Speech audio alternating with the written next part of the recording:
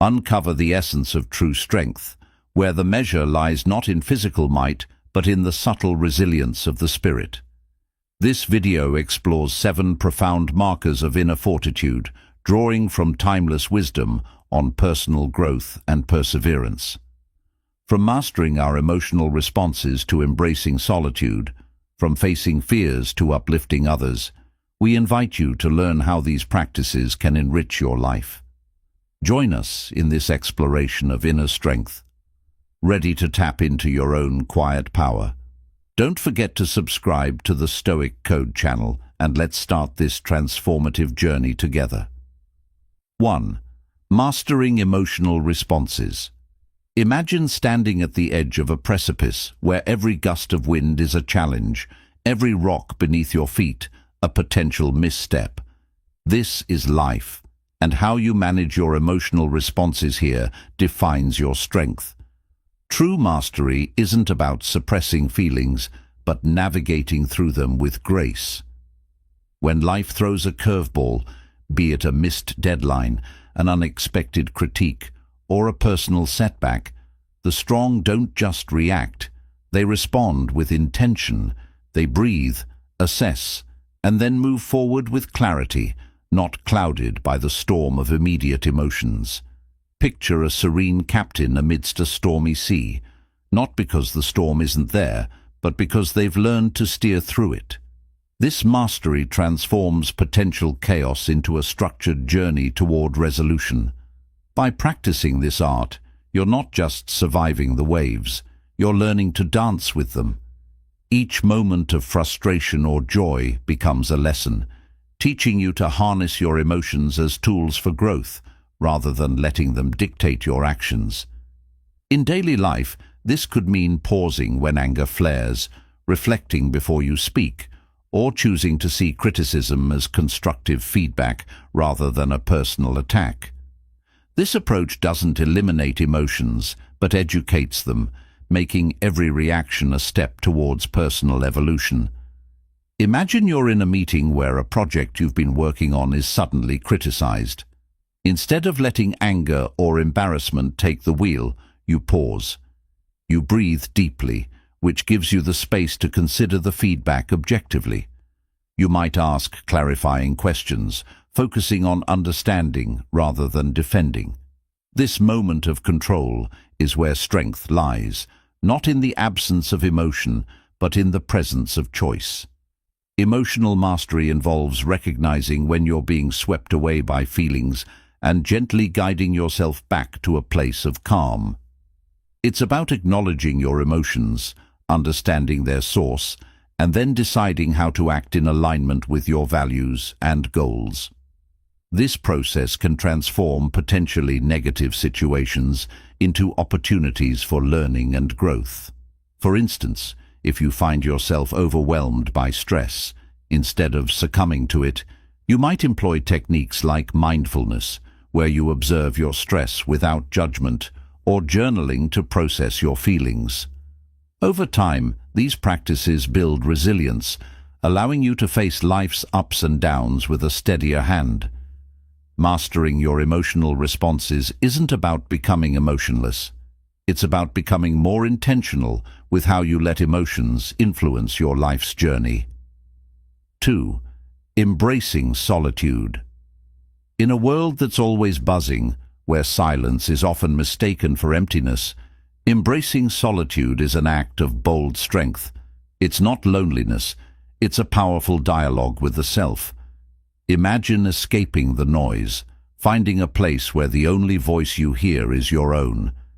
Here, in this quiet, you confront your thoughts, your dreams, and your fears.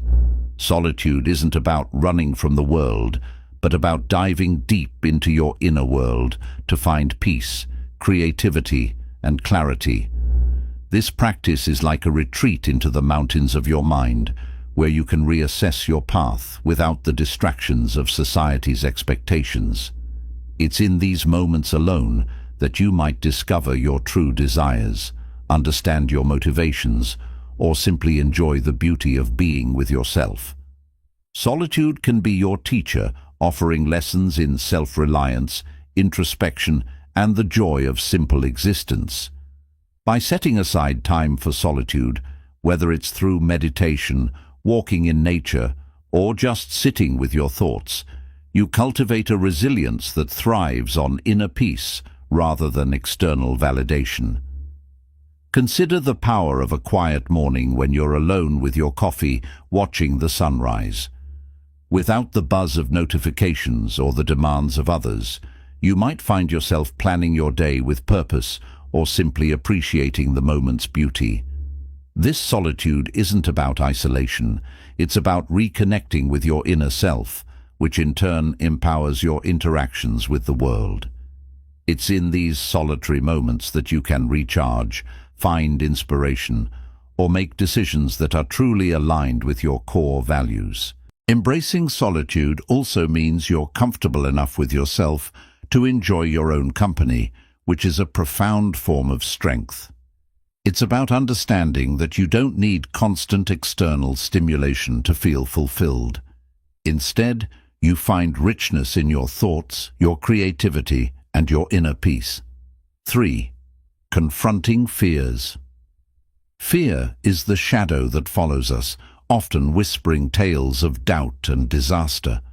But confronting these shadows with courage is a sign of profound strength. Imagine standing before a locked door, fear the key that seems to taunt you. The strong person doesn't flee, but turns the key, understanding that fear is not a barrier, but an invitation to grow.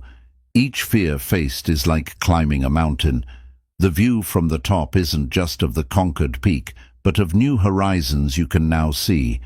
Facing fear isn't about becoming fearless, but about acting despite it. Whether it's speaking publicly, trying a new venture, or admitting a mistake, each act of confronting fear is a victory. It's about seeing fear not as a stop sign, but as a signpost for growth. Practical steps include breaking down fears into actionable steps, visualizing success, or even seeking mentorship for guidance. Each encounter with fear teaches resilience, showing us that what once seemed insurmountable was merely the next step in our journey to self-mastery. Imagine the first time you have to lead a team presentation. Fear might tell you all the ways you could fail, but by acknowledging this fear, you can prepare. You practice your part. You visualize a successful outcome, and when the moment comes, you step forward. This isn't just about the presentation. It's about proving to yourself that you can handle what you once feared. Each time you face a fear, you're not just dealing with that particular moment. You're training your mind for future challenges. You learn that fear often exaggerates dangers, and through experience, you build confidence. This process doesn't eliminate fear. It teaches you to dance with it, turning potential anxiety into an ally in your personal growth story. 4. Taking responsibility. Taking responsibility is like picking up the pieces after a storm, not just to restore what was, but to build something stronger. It's an acknowledgement that life isn't perfect, but your response to it can be. This trait involves owning your actions, learning from your missteps, and moving forward with integrity. Imagine you've made a promise you couldn't keep. Instead of hiding behind excuses, you step forward, admit the fault, and rectify it. This act doesn't diminish you. It elevates you in the eyes of others, and more importantly, in your own. This strength is about control over your narrative. By accepting responsibility, you're not just correcting mistakes, you're authoring your growth story. It means looking at failures not as dead ends, but as detours on the path to success. In practice, this could mean apologizing sincerely, seeking ways to improve, or even celebrating small victories of accountability. It's about transforming potential blame into lessons, making each mistake a stepping stone rather than a stumbling block. Consider a scenario where you've accidentally overlooked a deadline at work, causing inconvenience to your team. Instead of deflecting blame onto workload or unforeseen events, You acknowledge your oversight. You might gather your team, explain the situation, apologize, and propose a plan to mitigate any damage and prevent future occurrences. This approach not only solves the immediate issue, but also builds trust and respect among your peers. They see you not as someone who erred, but as someone committed to growth and reliability. Taking responsibility also means recognizing when you've succeeded due to your efforts, not just luck or external factors. It's about giving credit where it's due, including to yourself. This balanced view prevents the swing from arrogance to self-deprecation, keeping you grounded yet motivated. In personal life, this might look like admitting to a friend when you've forgotten an important date, then making it right by planning something special or simply apologizing with sincerity. It's about understanding that everyone makes mistakes, but not everyone has the strength to own them.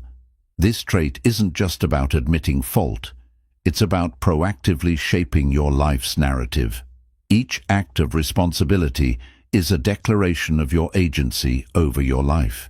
It teaches you resilience, fosters trust, and sharpens your decision-making skills because you're constantly learning from the outcomes of your actions.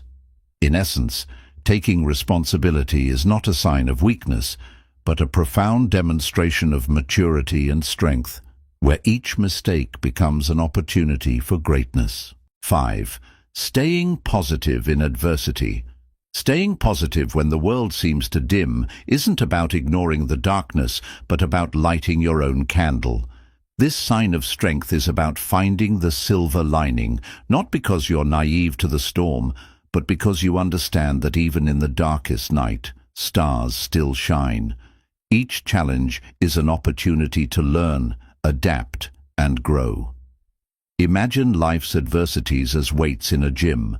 They're meant to make you stronger, not break you. This positivity doesn't deny hardship. It reframes it. It involves gratitude, resilience, and the ability to focus on solutions rather than problems. In the face of adversity, you might practice gratitude by acknowledging what's still good in your life, resilience by adapting to new circumstances, and optimism by looking for the lesson in the trial. This mindset transforms adversity from a battle to lose into a journey to endure and learn from, making every challenge a part of your story of triumph. Consider a situation where you've just lost a job unexpectedly. Instead of succumbing to despair, you start by expressing gratitude for the opportunities you had and the skills you've gained. You recognize that this moment, while challenging, opens up new paths you might not have explored otherwise. You begin networking, perhaps taking courses to upskill, or even considering a career shift you'd always thought about but never pursued. This approach doesn't make the job loss any less of a setback, but it frames it as a catalyst for growth rather than a dead end. Staying positive in adversity also means managing your emotional response. It's about feeling the disappointment or the fear, but not letting these emotions define your next steps. You might allow yourself a moment to grieve or feel the weight of the situation, but then you shift your focus to what can be done. This could involve brainstorming new income sources, reaching out for support, or simply re-evaluating your life's priorities. The practice of positivity in tough times is also about surrounding yourself with supportive people or environments that foster growth. It's about choosing to engage with media or conversations that uplift rather than drain. You might find inspiration in stories of others who've overcome similar challenges, or in the simple act of nature's resilience after a storm. This approach doesn't mean you never feel down or discouraged. It means you choose not to stay there. You use adversity as a teacher, not a tormentor. By maintaining this positive outlook, you're not just surviving, you're thriving, turning every setback into a setup for a comeback.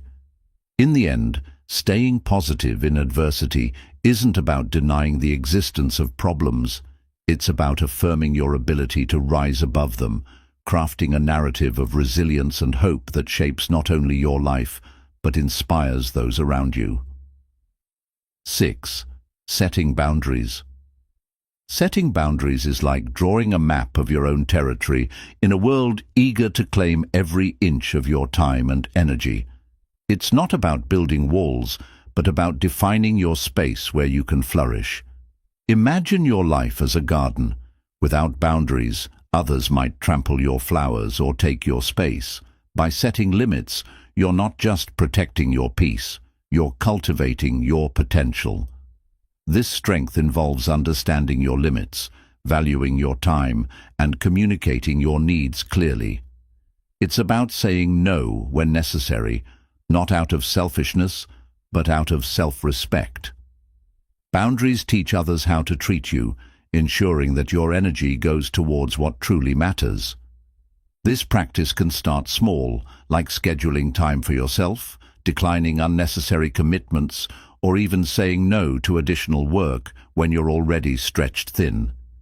Each boundary set is a step towards a more balanced, fulfilling life where you control your peace, not just react to others' demands. Picture a scenario where you're constantly asked to work overtime, impacting your personal life. Instead of letting this become the norm, you decide to set a boundary. You communicate to your boss or colleagues that while you're committed to your job, your personal time is sacred. You might negotiate specific days for overtime or set a hard stop time for work each day. This isn't just about work-life balance. It's about asserting that your well-being is non-negotiable. Setting boundaries also means defining what you will tolerate in relationships. If a friend consistently demands your time without consideration for your schedule, setting a boundary might look like explaining your availability and asking them to respect it. This doesn't mean you're lessening your care for them. You're ensuring that the relationship is healthy and reciprocal. Boundaries in personal life can also involve digital detoxes, where you consciously decide to step away from screens to reconnect with yourself or others in the physical world. Or it might mean setting limits on social interactions that drain rather than energize you, choosing quality over quantity in your engagements. This practice is not without its challenges. You might face pushback or misunderstanding from those accustomed to your previous boundaryless availability. However, those who respect you will adjust, and those who don't might reveal themselves as not valuing your well-being, providing clarity in relationships. In essence, setting boundaries is an act of self-love and respect. It's about recognizing that to give your best to others, you must first ensure you're taking care of yourself. This isn't about isolation, but about making space for what truly enhances your life. By setting these invisible lines, you're not just protecting your time and energy, you're shaping a life that's more aligned with your values, goals, and peace. 7. Lifting others. Lifting others is the ultimate expression of strength, where your light becomes a beacon for others. It's not about diminishing your own shine, but about illuminating the path for someone else. Imagine a lantern. When you light another, your flame doesn't lessen. It spreads warmth and light further. This act of strength isn't about competition but collaboration, understanding that everyone's success can coexist and enhance each other. This involves celebrating others' achievements, offering support and sharing wisdom. It's about mentoring, encouraging, or even just listening when someone needs it. By lifting others, you're not just helping them, you're creating a community of mutual growth and respect. It might mean guiding a colleague through a project, praising a friend's success, or volunteering your time to teach. In essence, when you lift others, you're not just building their strength, you're reinforcing your own, creating a cycle of positive influence and shared victories. Consider a scenario where you notice a teammate struggling with a task they're new to. Instead of watching them flounder or waiting for them to ask for help, you step in. You share your knowledge, break down the task into simpler steps, or perhaps work alongside them. This isn't just about the task at hand. It's about fostering an environment where everyone feels supported to learn and grow.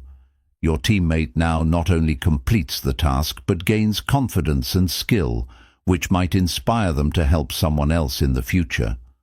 Lifting others also means celebrating their successes as if they were your own. When a friend achieves something they've worked hard for, instead of feeling envy or comparison, you genuinely rejoice with them. You might organize a small celebration, send a thoughtful message, or simply be there to listen to their excitement. This act of joy not only strengthens your bond, but also encourages an atmosphere where success is communal.